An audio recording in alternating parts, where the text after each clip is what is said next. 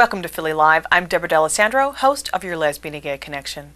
Tonight, a conversation with Jade Esteban Estrada.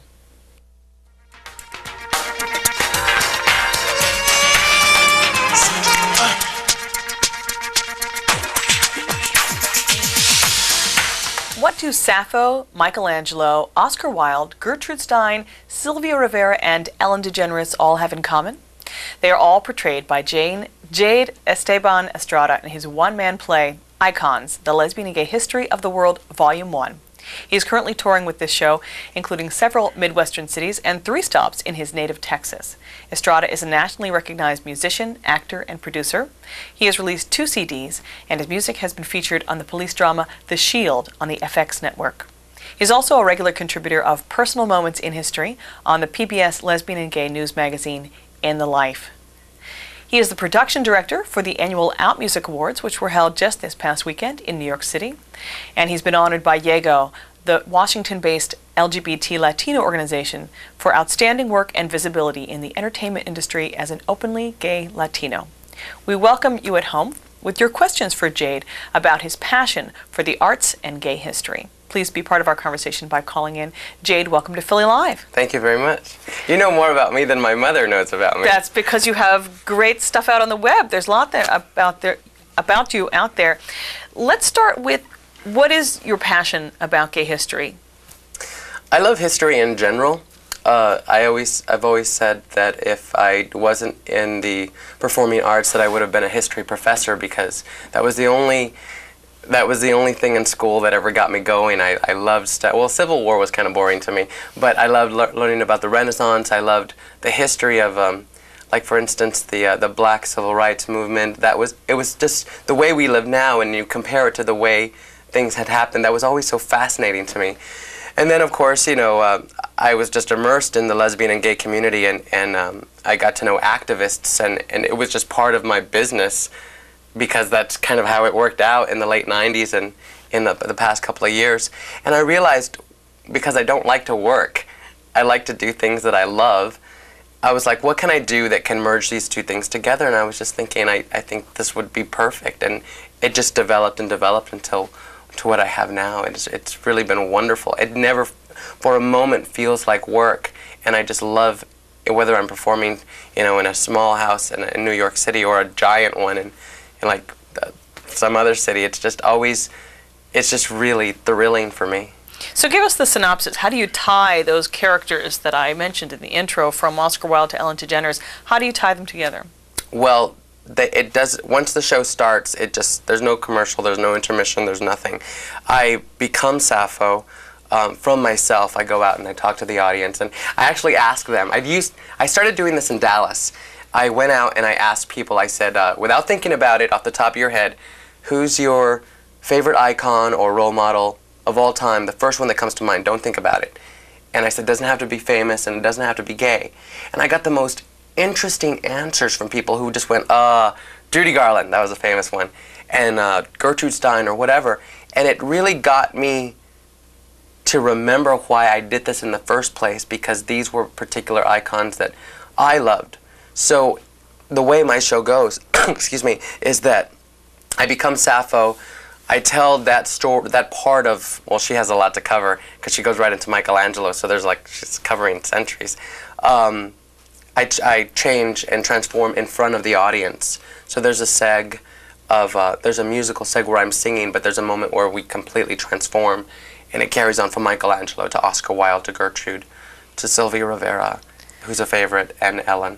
And for folks who don't know who Sylvia Rivera is, give us her history. Sylvia Rivera is, she passed on in 2002 in February, and she is, of course, no one really knows what happened that night at Stonewall, but she is known for being the one to throw her shoe at the police, the very first one to start the Stonewall riots.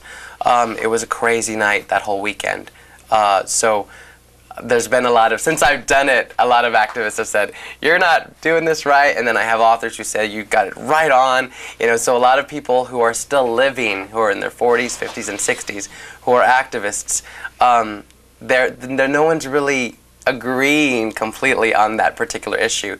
I have a friend, David Carter, just had a release of a new book called Stonewall as well, and we were talking about that, how it's when you're still living, when everybody else who was there is still living, you're going to have a lot of people who disagree on things like that. But my point is to just bring to light the fact that it happened. And she was one of many people that were there, but she does represent a lot of the drag queens and the cross-dressers who a lot of people don't realize they were shunned, as they, still are to a certain extent these days. But they were the ones who said, you know what, that's enough. And it's really important, I think, for people to realize that that is a part of our history, whether they like it or not. And I think that a lot of people don't, in the mainstream community, don't realize that that Stonewall anniversary is why we have June as our Pride Month, because it was the end of June, it was Judy Garland's birthday, when those riots happened at the Stonewall Bar in New York.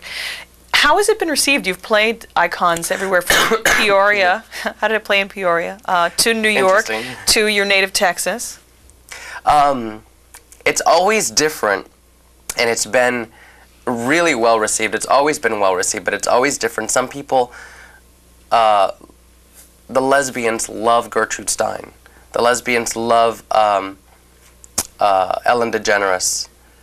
Everybody seems to like Oscar. Everybody seems to like Sylvia. But the levels of who Gertrude Stein has played a little older. She's more subdued. She's been there, done that. She's always had that kind of reserved, kind of confident kind of thing going. And I find a lot of young people get impatient with her, because she's like, I want something more exciting. And when Ellen comes out, who's very young and vibrant, I've played for all straight people, all lesbians, all young straight people, which is very interesting, all young gay people who don't know when Ellen came out. One girl came up to me and said, I remember a long time ago she had some show or something, right? And I was like, oh my God, I feel so old. So it's all about context of kind of what was happening when they were coming out, and if they've grown up in kind of the post-Ellen world, then she's always been out. That is interesting. It's kind of what are the markers? I'm going to ask, how do you transform yourself? And if you're willing, we'll put you on the spot, and is there any particular character you want to give us a moment of? Well, let me answer your first question. Sappho has a beautiful, the costumes are done by Eliza, who's based out of Los Angeles. Beautiful, like you can see the skin, it drops, kind of like, Greek.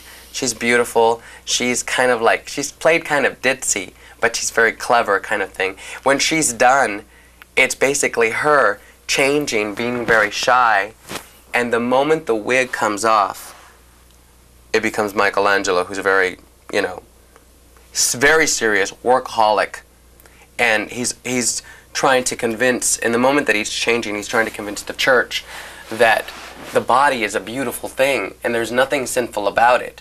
The church is saying, it's provoking. No, there's nothing provoking about something that God made. And that's where he's going with that. And so, of course, these intentions bring across a more solemn. He's very serious, always a workaholic. Oscar Wilde is my favorite, I have to say. I'm sorry, what were you going to say? I was saying I'm putting you on the spot, and you can say no, but if you can, the beauty of live television is you can give us a bit of live performance. That would be wonderful. I guess it's Oscar. So Michelangelo is completely transforming into Oscar Wilde, and he's still serious, and he's singing, and he's talking about this and that, and all of a sudden, out of nowhere, the moment the music changes, it goes, the name is Wilde. Oscar Wilde. Enchanté. Whereas I'd love to talk to you all day long about the lesbian and gay history of the world, I find it more pertinent to touch upon a subject that's baffled scholars for decades. It's amazed audiences all over the world with its glamour, pizzazz, comic wit. It's known as the wonder of the world! Alright, maybe not that, but certainly the lord of language. Ladies and gentlemen, it gives me great pleasure to bring to the stage at this time, me. That's a little bit Oscar. Jade Esteban Estrada as Oscar Wilde. Thank you for indulging us.